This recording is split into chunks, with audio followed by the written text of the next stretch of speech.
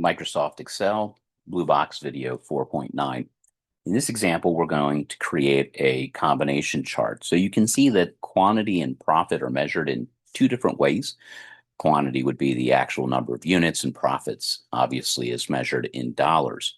The scale of the two is quite dramatically different as well, and so this will give us the opportunity to, one, show how we can graph the graph one as a line and perhaps the other as a column chart, where we use a scale on the left-hand side for one of them and the scale on the right-hand side for the other. And that allows us to be able to see how things change dramatically, which we might lose on the quantity if we only had had everything on one axis.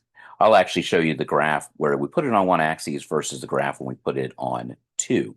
So if I first want to select from A2 down to the bottom C13, I'm going to go to Insert, and notice I'm on the SPA sales worksheet. This box down here is going to show me the various combo charts that I can do, and I'm going to select not this one, which is just a standard clustered column and line, but this one here that puts the line with a secondary axis. So when I do that, this ends up being what my chart looks like, and what the values are here are represented by the profit. The book has us moving this up to E1, and so I'll drag it all the way up to the top, E1, and then I will give it a chart title of Profit by Quantity Sold. So again, I can click on the chart title box and then type in what I want in the formula bar, or double click into that box and type it. But I'll do profit by quantity sold, and I'll go ahead and hit return. And now I have this completed.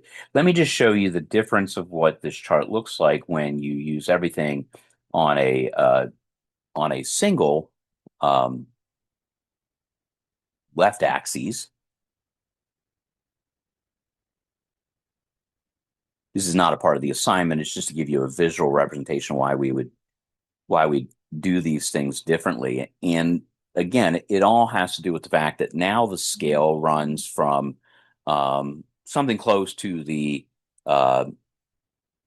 one of the top values here. So you can see it goes to $2,000.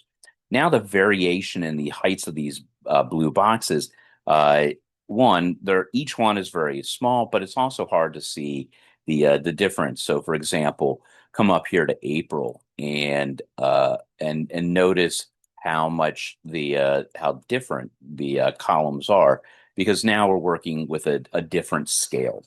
By the way, if we had created this second chart, we could easily get to the secondary axis for the line. I just have to click on the line once it's selected. If you do not have the task pane already open, you could then two-finger, that's impatient enough, two-finger tap and do format the data series, which will bring up this task pane, and we could put it on a secondary axis. So you say, which of these series do you want on the secondary axis? And then notice we have something very similar to what we have above. So we can always add the secondary axes later by selecting on the series, choosing Format Data Series, coming to this last of the three tabs and choosing the secondary axes. We don't need that second graph, so we'll get rid of it. We'll go ahead and save it. And now we'll finish with this BlueBox video.